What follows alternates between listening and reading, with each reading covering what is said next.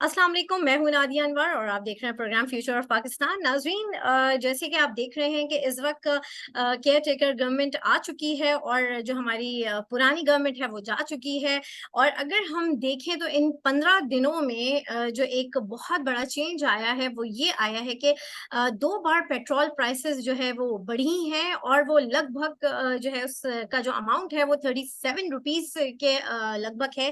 एक दफा 20 रुपए के लगभग का अमाउंट जो है वो पेट्रोल की कीमतों में इजाफा हुआ, जो कि हम ये कह सकते हैं कि जो पहले जो कीमत जो थोड़ी बहुत बैक पे आई थी उसको उन्होंने दोबारा से उसी कीमत पर लेकर आ गए थे। अभी जो है 16 अगस्त को दोबारा से जो है 17 रुपए के अराउंड जो है वो दोबारा से कीमतें हमारी बढ़ गई हैं। तो यहाँ पर हम देखेंगे कि इन्फ्लेशन रेट कहाँ पर जाता है और हर नई आने वाली गवर्नमेंट जो है वो एक तोहफे के तौर पे आवाम को जो है ये महंगाई का तोहफा देती है। और जो है जब हम इसके हवाले से बातचीत करते हैं तो वो होता है कि उसमें बहुत सारी चीजें निकलती हैं कि जी आईएमएफ की डिमांड थी। तो इस हवाले से नाजरीन इन्हीं इन्हीं सारी बातों के हवाले से हम बात करेंगे और जानेंगे कि मार्केट, लेकिन फिर भी उसके बावजूद मार्केट की तेजी अपनी जगह बरकरार है।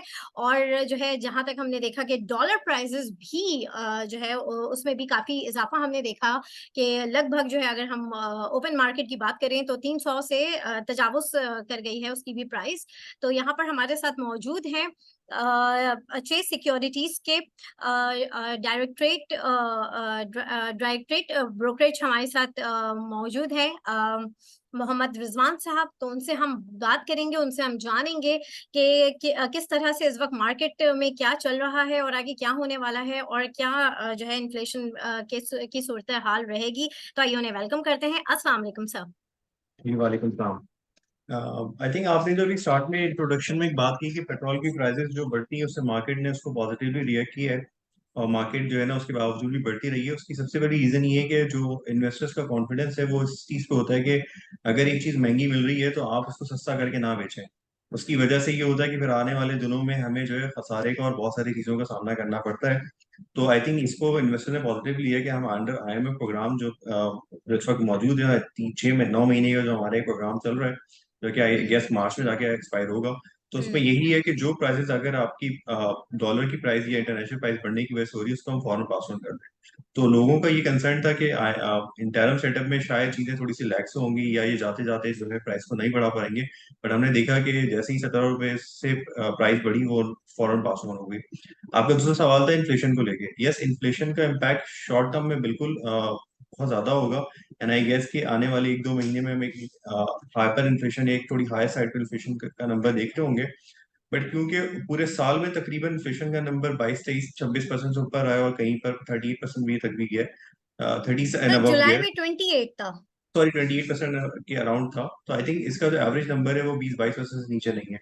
तो हमें लगता है कि आने वाले दिनों में अगर कोई स्पाइक आती भी किसी महीने में, बट बेस इफेक्ट की वजह से फरवरी ऑनवर्ड जो है इन्फ्लेशन का नंबर डिप कर जाएगा, क्योंकि बेस इफेक्ट इतना बड़ा लगता है हमें आगे चल के ये हमारी रिसर्च को। इसकी वजह से लगता है कि थोड़ा सा उसमें ईज हो जाएगा।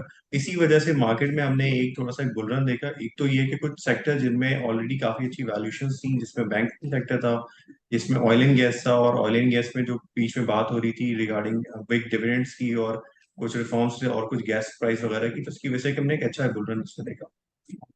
है। अच्छा सर, अब जैसे कि इन्फ्लेशन रेट, जैसे कि जाहिर है पेट्रोल की कीमत बढ़ गया है तो इन्फ्लेशन रेट भी बढ़ेगा, जो कि जी। मोस्ट डेफिनेट बात है। तो जो पहले अगर जब हमने देखा था कि जो इंटरेस्ट रेट था वो मेंटेन ही रहा था, अगर हम जुलाई के महीने में देखें तो इंटरेस्ट रेट मेंटेन रहा था। तो अब मुझे ये बताएं कि जाहिर सी बात है सीबीआई उसका भी नंबर बढ़ेगा, तो क्या इंटरेस्ट रेट बढ़ने के चांसेस हैं?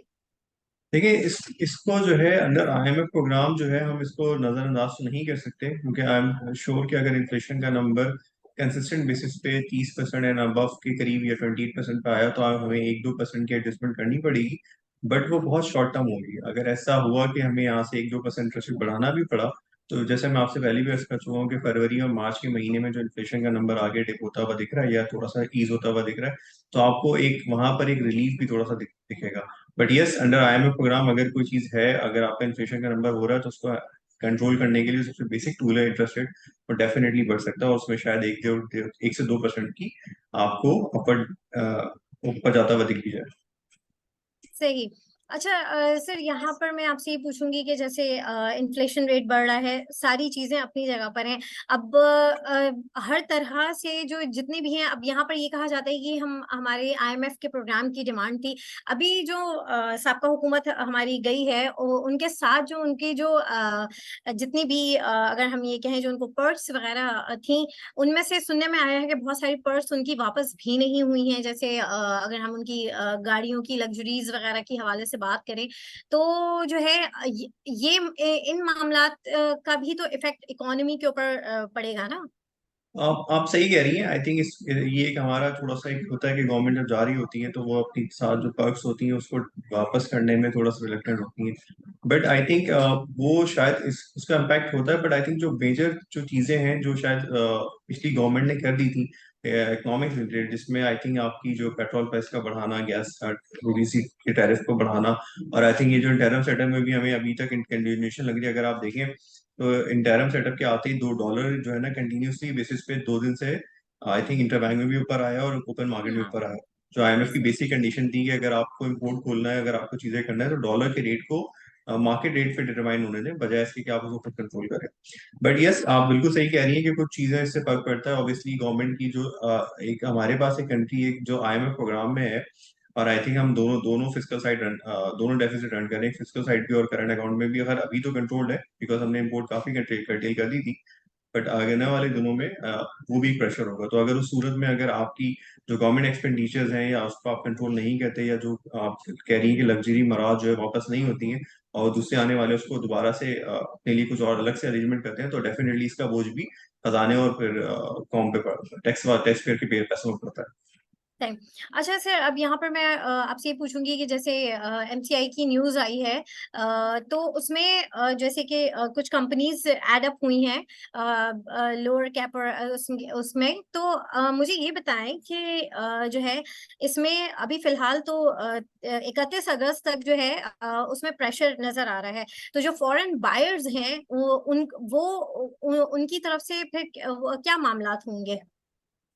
में देखिए, फॉरेनर का जो सबसे बड़ा कंसर्न किसी भी कंट्री को लेके होता है, वो उसके खास तौर पे जो आई थिंक ये फ्रंटियर मार्केट में फॉलो करते हैं, उनके करंट अकाउंट को लेके होता है। क्योंकि बात दफा कंपनीज की प्रॉफिटेबिलिटी का इशू नहीं होता, बट पैसों को वापस ले जाने में और इन्वेस्ट करने में सबसे बड़ा प्रॉब्लम हमें डॉलर का होता है। और हमारी ऐसी कंट्रीज में सबसे बड़ा, चाहे हम बांग्लादेश को देख लें, चाहे हम अपनी एग्जाम्पल ले लें, वहाँ ही कंसर्न होता है। तो अंडर आईएमएफ प्रोग्राम ना फॉरेनर इन्वेस्टर को थोड़ा ये कंसर्न किसी हद तक मिटिगेट हो जाता है, या उसको एड्रेस हो जाता है कि डॉलर साइड पे उनको थोड़ा ईज होता है कि अगर हम आईएमएफ प्रोग्राम में, तो हमारी करेंसी की मूवमेंट स्टेबल रहेगी, या एटलीस्ट उसको कंट्रोल नहीं किया जाएगा। और अगर फर्ज करें वो किसी टाइम पर अपने पैसों को दोबारा एग्जिट करके लेके जा रहे होते हैं, तो उनको कोई प्रॉब्लम नहीं आएगी, और या एब्रप्ट किस्म की डिवैल्यूशन नहीं होगी। तो वो कॉन्फिडेंस की वजह से अगर आपने देखा हो कि आईएमएफ प्रोग्राम के अंडर में आने के बाद से हमारे यहाँ कंसिस्टेंट बेसिस पे कुछ इन्फ्लोज आना शुरू हुए हैं। और हुआ ये था कि ये एक नॉर्मल रिव्यूज होते हैं, एमएससीआई फ्रंटियर मार्केट में हम फॉलो करते हैं, तो उसमें हर क्वार्टरली बेसिस पे एडजस्टमेंट होती है। तो हमारा जो वेट था वो 0.6% से उठ के 2.6 हो गया है। तो वी आर एक्सपेक्टिंग अगस्त के महीने में जो कंपनीज ऐड हुई हैं उनमें, और जो कंपनीज ऐड हुई है स्मॉल कैप इंडेक्स में और मेन इंडेक्स फंड में, उन दोनों में कुछ अच्छे इन्फ्लोज आ सकते हैं। अच्छा, तो यहाँ पर अब जैसे इस दफा प्रॉपर्टीज में भी काफी ज्यादा बैककैश नजर आया है। तो और देखा जाए तो कोई E7 फॉर्म आया है जो है उस हवाले से आप थोड़ा सा हमें बताएं। और जो है इसके अलावा जो है आप क्या देखते हैं, जो इन्वेस्टर्स हैं वो प्रॉपर्टीज के हवाले से वो उसी पे स्टक रहे, या फिर उनको जो है अपनी जो इन्वेस्टमेंट है वो स्टॉक मार्केट की तरफ लेकर आनी चाहिए। क्या आप इस हवाले से कहेंगे। देखिए, वो ई फॉर्म जो है वो मेरी नजर से नहीं गुजरा। I check it, I get back हाँ। To you. But hmm. उसमें बट ओवरऑल होता ये है कि हमेशा जो लीडिंग इंडिकेटर होता है वो स्टॉक मार्केट होता है। और हमारे यहाँ जब डिफॉल्ट की बात हो रही थी, तो उसकी वजह से हमारी जो वैल्यूएशन थी वो इतनी ज्यादा थ्रो अवे प्राइसेस पे थी, कि जिसकी वजह से जो है ना पहला जो लैग था वो हमेशा स्टॉक मार्केट में ही आना था, क्योंकि वो लीडिंग इंडिकेटर है। जब आपका आईएमएफ एग्रीमेंट हुआ, जब आप डिफॉल्ट से बाहर आए और आपकी चीजें स्ट्रीमलाइन हो रही थी, तो पहली लैग में हमने देखा कि मार्केट ने परफॉर्म किया। ऑब्वियसली जब ओवरऑल द मोमेंट हम जैसे जैसे चीजों को और स्ट्रक्चरली रिफॉर्म्स करके चीजों को बेहतर करते चले जाएंगे, और जैसे जैसे हमारा कॉन्फिडेंस बेहतर होगा, इवेंचुअली भी सेकंड लेग में आपकी प्रॉपर्टी परफॉर्म करती। बट हो ये रहा है कि आई थिंक जो डीसी और एफबीआर रेट है, और आई थिंक जिस तरह से आपकी रेट में इतना फर्क नहीं रहा, तो बहुत सारी एरियाज में इस फर्क ना होने की वजह से जो एक हमने देखा था कि कुछ सर्टेन क्लास का पैसा जो है वो पार्क हो रहा होता है, तो वो पैसा भी अब पार्क होना रुक गया है। उसकी वजह से हमने कोई बहुत एब्रप्ट मूवमेंट पिछले कोई साल 1.5 साल में प्रॉपर्टी की प्राइस में नहीं देखी। जो हम देखते थे कि एक एसेट क्लास है जिसमें पैसा मुसलसल आया चला जा रहा था और वो परफॉर्म कर हम्म। रही थी, तो वो काफी अच्छे से रुकी हुई है। अब आई होप कि इसमें और जो आई थिंक जो डायरेक्शन भी है, जो आई थिंक जो लोगों सॉरी आई थिंक जो गवर्नमेंट की और जो लोगों का फोकस है वो ये है कि रियल प्रोडक्टिव सेक्टर में पैसा जाए।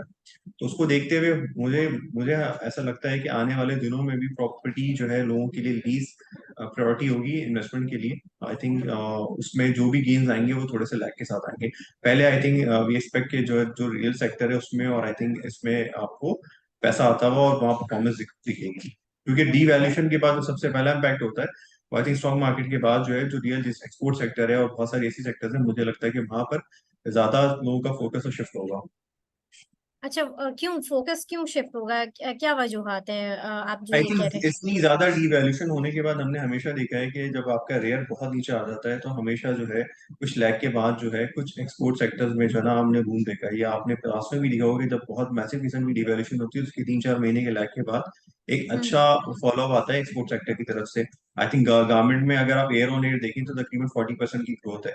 इसी तरह से कुछ फूड एक्सपोर्ट्स के आइटम में बहुत अच्छी ग्रोथ है। आई थिंक इस दफा जो राइस की एक्सपोर्ट है वो भी आई थिंक रीजनेबल, मतलब पुराने साल से हम्म। ये पास पास या थोड़ी सी बेहतर है।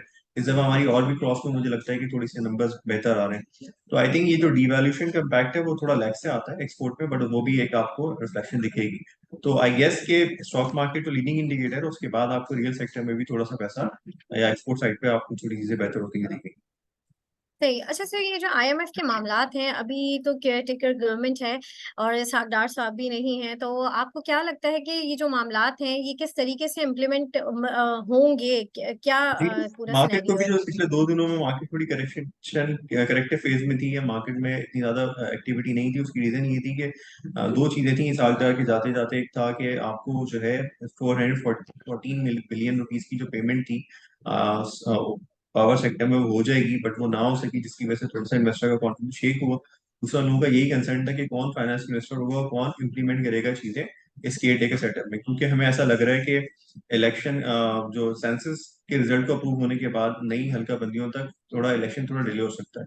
तो उस पीरियड में जो रिफॉर्म्स एजेंडा उसको कौन करेगा। बट शमशाद अख्तर का अगर आप देखें 2008 में जब वो स्टेट बैंक गवर्नर भी थी तो उन्होंने बहुत अच्छा चीजों को, बहुत बोल्डली चीजों को लीड किया था। तो वी आर एक्सपेक्टिंग कि ये इनके आने से जो है एक खुशगवार जो है फाइनेंस साइड पे जो चीजें थी वो होंगी, और श्योर की चीजें जो है ना ऑन ट्रैक रहेंगी। बल्कि थोड़ा सा हो सकता है कि जो स्ट्रक्चरल साइड पे जो हम एक्सपेक्ट कर रहे थे कि सागदा साहब से या पुरानी गवर्नमेंट से, वो सारी चीजें आपको होती हुई दिखे। इसमें शायद गैस टैरिफ का इंक्रीज और कुछ और चीजें। सही। तो सर, यहाँ पर एक सवाल ये भी है कि जब इतनी ज्यादा चीजें हायर साइड पे जा रही हैं, इन्फ्लेशन भी बढ़ रहा है, ज़ाहिर है कीमतें बढ़ रही हैं, हर चीज हो रहा है, लेकिन मार्केट जो है, मार्केट बड़ी स्टेबल चल रही है, थोड़ी बहुत करेक्शन है जैसे कि आ रही है। तो ये भी एक कहना है कि ये एक फेक किस्म की तेजी है। इस हवाले से थोड़ा सा आप अपना एक ओवरव्यू दे दें। असल में आई थिंक मार्केट में जो है अब इस दफा हुआ ये कि मार्केट में हर दफा जब क्राइसिस पाकिस्तान में आया तो कॉर्पोरेट अर्निंग्स बिल्कुल ही उड़ जाती थी, बट इस दफा ऐसा नहीं हुआ। इस दफा हुआ ये कि कुछ इंपोर्ट बंद होने की वजह से, कुछ माल ब्लैक पे पोर्ट पर आने की वजह से लोगों के पास इन्वेंट्री के लेवल्स उतने ही रहे, और उसकी वजह से हमने देखा कि ना ही सीमेंट सेक्टर ना ही किसी और सिक्लिकल सेक्टर ने एटलीस्ट लॉस नहीं दिखाया। और जिन कंपनीज में खासतौर पर बैंकिंग सेक्टर्स में अगर आप देखें और कुछ और एनपी कंपनीज में देखें जहाँ अर्निंग्स खड़ी हुई थी, जहाँ यील्ड्स अच्छी थी, और वो भी बहुत ज्यादा नीचे आते आ चुकी थी बिकॉज ऑफ द अनसर्टिनिटी के पता नहीं क्या होगा, डिफॉल्ट हो जाएगा। तो मार्केट ने सिर्फ सिर्फ अभी अपने उन लेवल्स को जहाँ बिल्कुल डिफॉल्ट इनकॉर्पोरेट किया है उसको थोड़ा सा कैचअप किया। आई थिंक अब जो है यहाँ से गोइंग फॉरवर्ड जिस सेक्टर में अर्निंग्स होगी या जिसके रिजल्ट अच्छे आ रहे होंगे वो सेक्टर परफॉर्म होता हुआ दिखेगा। और हमने 2-3 दिन में यही देखा है कि मार्केट एक सर्टेन लेवल पर आके अब सेक्टर वाइज परफॉर्म कर रही है। जिस सेक्टर में इंटरेस्ट है, जिसमें स्टोरीज आ रही होती हैं, उसमें अपने वॉल्यूम देख रहे होते हैं। बाकी चीजें शायद उन लेवल्स पे खड़ी हुई हैं या थोड़ी सी करेक्शन हो रही है। तो सही। आई थिंक गोइंग फॉरवर्ड भी ऑब्वियसली मार्केट हमारी कंपेयर टू लास्ट जो पिछले 4-5 सालों का अगर आप एवरेज मल्टीपल 5 का भी दें, उससे भी अभी भी नीचे है। तो आई एम श्योर कि इंटरेस्ट तो बाजार में रहेगा। सही। अच्छा, तो सर कल लास्ट डे है वर्किंग और जो है मार्केट का भी कल इस वीक का लास्ट डे है, तो आप क्या समझते हैं कल किस तरह से मार्केट परफॉर्म करेगी और कौन कौन से सेक्टर्स जो हैं उसमें प्रोमिनेंट रहेंगे? आई थिंक कल कल जो है लास्ट वर्किंग डे है, बट आई थिंक मार्केट का ओवरऑल जो मोमेंटम जो आज हमने आखिर में जाते हुए मार्केट में थोड़ी सी रिकवरी देखी, और आई थिंक उसकी सबसे बड़ी रीजन ये थी कि सीमेंट में एक एक्सपेक्टेड था 25 रुपए का इंक्रीज, उसका इम्पैक्ट हमने थोड़ा बहुत सीमेंट में आखिर में जाते हुए देखा। कुछ एनर्जी चेंज में लोगों का ये कंसर्न था कि पता नहीं अब एनर्जी में चीजें रिफॉर्म्स वाली साइड पे होंगी नहीं होंगी, बट हमें देखा कि लोगों का आखिर में कॉन्फिडेंस आया कि शायद आने वाले दिनों में जो है ओगरा की डिटर्मिनेशन जब होगी प्राइस रिविजन की, उसके साथ हम कोई और गैस हाइक की भी देख सकें। तो इसकी वजह से कुछ हमने दोबारा से एनर्जी सेक्टर में भी देखा। तो मुझे लगता है कि शायद कल भी मार्केट जो है अपनी इसी चीज को फॉलो अप कंटिन्यू करते हुए, कुछ स्टॉक्स हमें एनर्जी में, कुछ बैंक्स और कुछ सीमेंट सेलेक्टेड, उनमें ये फॉलो अप कंटिन्यू लगे और मार्केट शायद कल का दिन भी इसी तरह से थोड़ा सा पॉजिटिव साइड पे ही क्लोजिंग आ रहा है। Thank you so much sir आपके वक्त का। और नाजरीन, यहाँ पर हमने आपको बताया कि किस तरीके से अभी जो है मार्केट के मामलात चल रहे हैं और कल लास्ट डे क्या किस तरह से जो है मार्केट परफॉर्म करेगी। हमारे साथ मौजूद थे मोहम्मद रिजवान साहब, जो कि चेस सिक्योरिटीज में डायरेक्टर ब्रोकरेज हैं, और उन्होंने हमें इन सारे हवाले से जो है आगाह किया। इसी के साथ ही अपनी होस्ट नादिया अनवार को इजाजत दीजिए, इंशाल्लाह फिर मुलाकात होगी। अल्लाह हाफिज। Thank you sir.